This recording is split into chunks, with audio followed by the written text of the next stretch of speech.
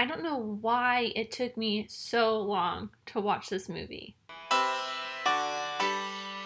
Hey, I'm Amy and welcome back. Today I will be checking The Cabin in the Woods off the 1001 movie checklist. If you do not know what the 1001 movie checklist or 1001 movie challenge is, it is basically a challenge I've given myself to watch every single movie in the 1001 movies you must see before you die book. So far I have checked 157 movies off the list. If you want to know more, you can check out a playlist with my intro video and every single movie I've checked off and made a video for up there. I'm also an Amazon affiliate, so if you would like to start the challenge for yourself, watch the movie I'm talking about today, or get ready for the movie I'm going to be talking about next week, there are links in the description that'll take you to Amazon, and if you buy anything from there, I'll get a little bit of a kickback, which helps make this channel so much better. And as always, let's get started with a very short summary. 5 friends go to spend a weekend at a secluded cabin in the woods where they find that not everything is what it seems. And a quick disclaimer here, if you have not seen this movie, which I don't know why you will be watching this video or any movie in this series, because I always do a ton of spoilers, I would stop here and go watch this movie because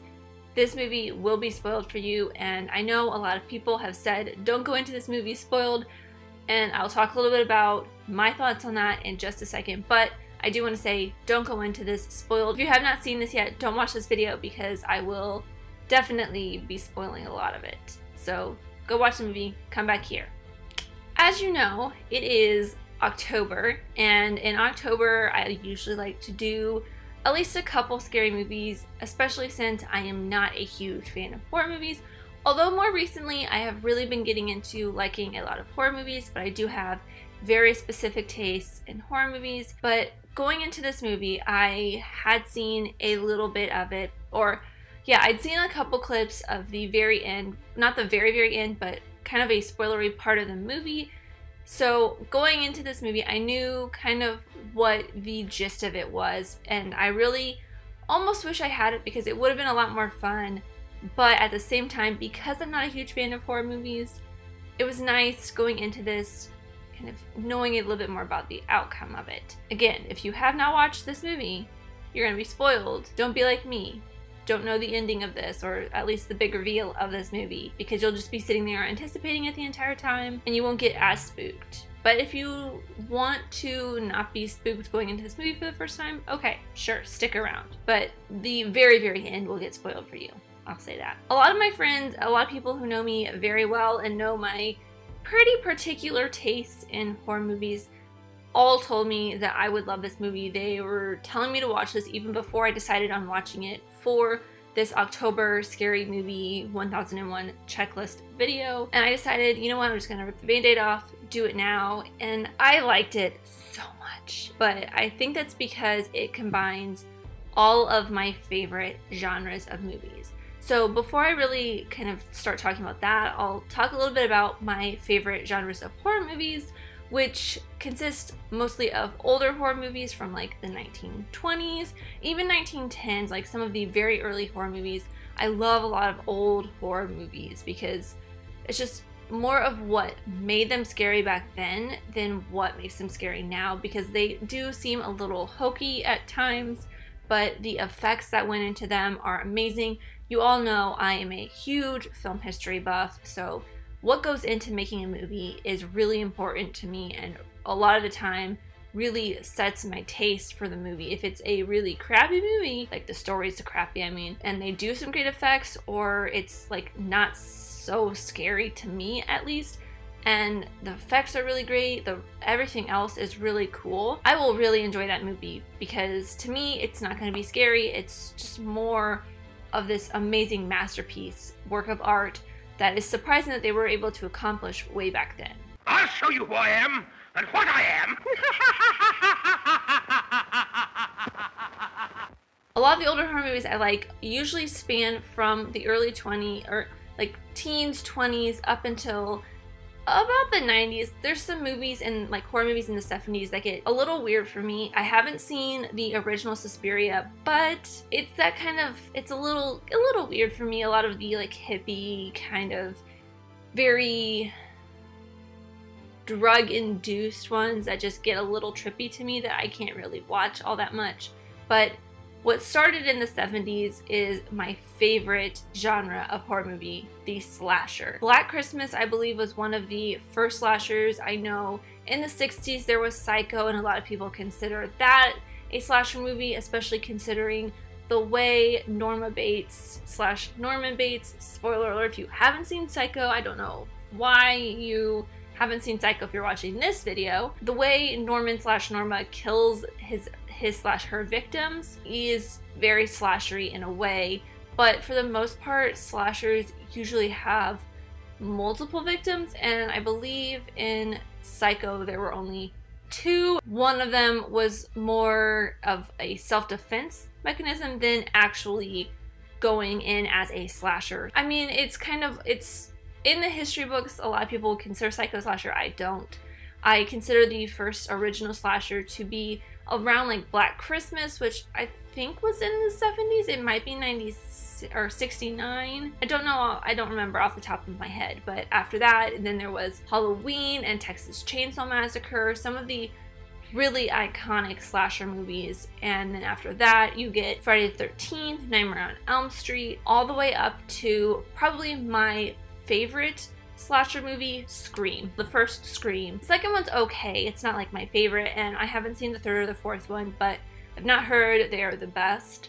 So the original Scream is probably one of my favorite slasher movies, but I do really love Halloween. It's so good. And Cabin in the Woods really does take on a lot of what makes Scream my favorite. I've probably talked about it at some point, but my favorite comedy style is very meta humor. I love when movies get pretty meta. I think it's just really funny, and Scream does a great job of that. It's scary. It's a very scary movie, but it is very introspective on itself, on the genre, and Cabin in the Woods is very much that same way, which is, I mean, I would expect nothing less of it considering it was co-written by Joss Whedon, who did sort of something similar with Buffy the Vampire Slayer. Going in, I was like, okay, I knew that it was a little bit more introspective on itself. I didn't know how introspective, and I had seen parts of the iconic elevator scene. Oh, shit.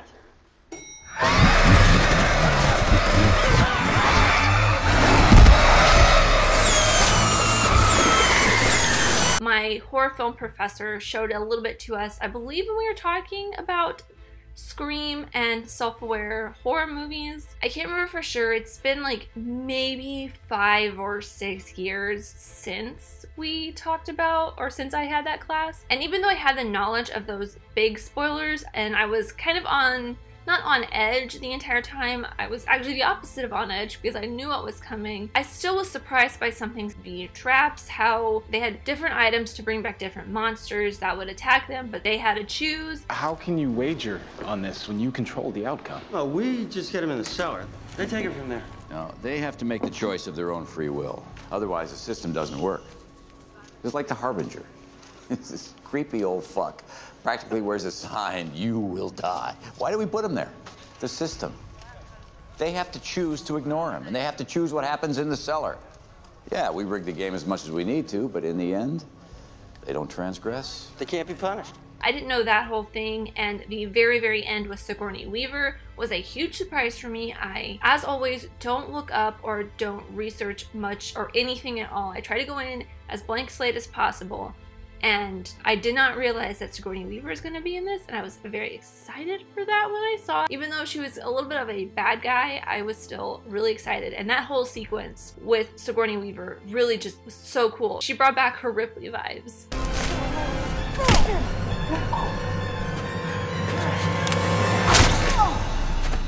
Speaking of the spoilers though, something I really loved in this that actually kind of got me was the use of misdirection in this. The intro was a big misdirection. If I was watching this without knowing the ending, the introduction would have been a very big misdirection for me.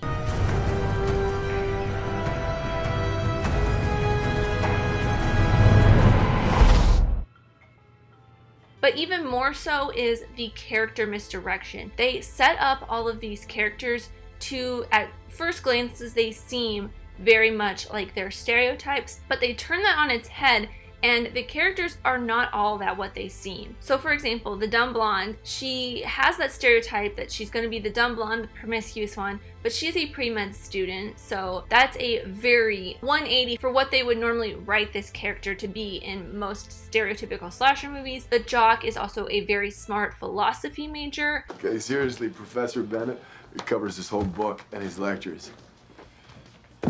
You should read this. Gorofsky. Now, this is way more interesting. Also, Bennett doesn't know it by heart, so he'll think you're insightful. The nerdy girl is still kind of the nerdy girl. What if I get bored? These will help? Soviet economic structures? Aftermath of the Cold War. No. And the stoner guy. Statistical fact.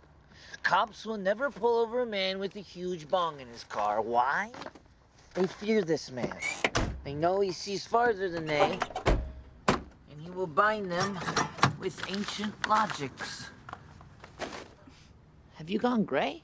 You're not bringing that thing in the Rambler. What? A giant bong in your father's van? What are you, stoned? He's actually the one with the most level head, but that goes into a little bit of what these scientists and this experiment is doing on these kids as well. But then there's also that classic horror misdirection of building up with the score and the tension and camera angles, making the audience think that something is going to happen.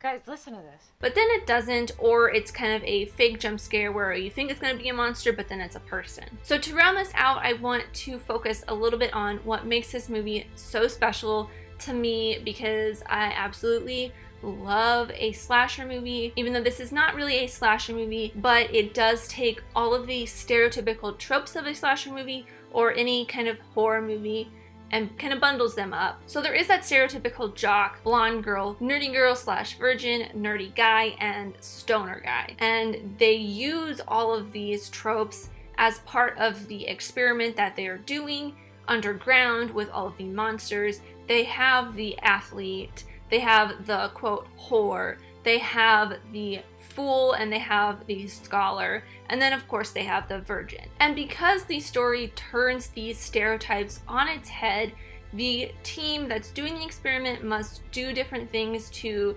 make these stereotypes kind of more solidified so that their tribute can be taken. So they make the jock a little bit dumber and a little bit more jock-like. They make the blonde, who is a pre-med student, a dumb blonde by putting stuff in her hair dye that seeps into her brain to kind of make her a little bit more dumb.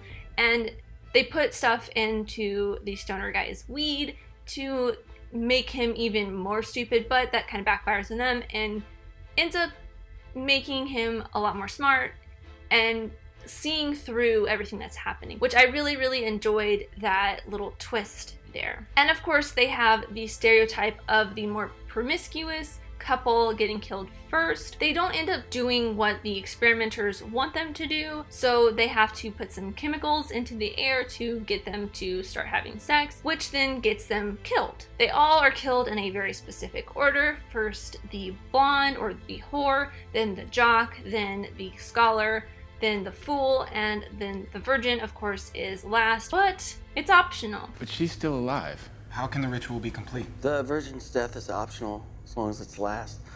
Main thing is that she, suffers. That she did. There are also a couple little nods to some of the original slashers, like the creepy gas station with the creepy gas station attendant who is in on the whole experiment. Mordecai, baby, what's happening? How's the weather up top? The lambs have passed to the gate. They are come to the killing floor. Well, you're doing a great job out there. By the numbers, man. You gotta start it off just right. So we'll talk to you later, okay? Like in Texas Chainsaw Massacre, which I absolutely loved that. As soon as they pulled up to the gas station, I was like, I know what's happening here. I know it's gonna be exactly like that. And that's what the movie wants you to believe. They want you to follow that train of thought because they feel like if you stick with that train of thought, you're gonna be there the entire thing. And you kind of are.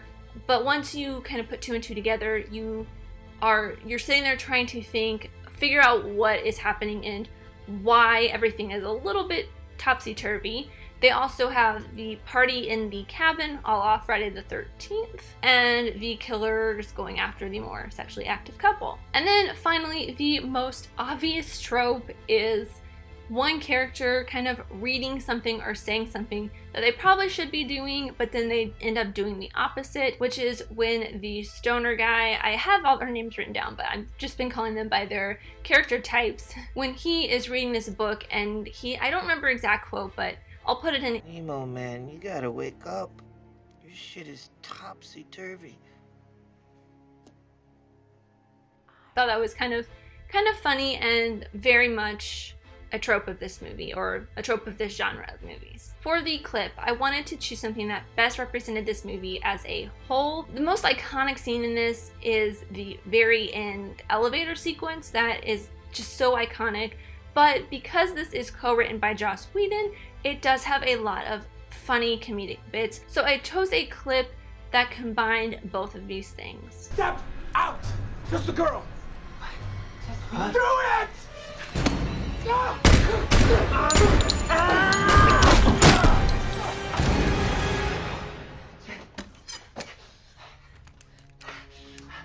Good work, Zombie Arm.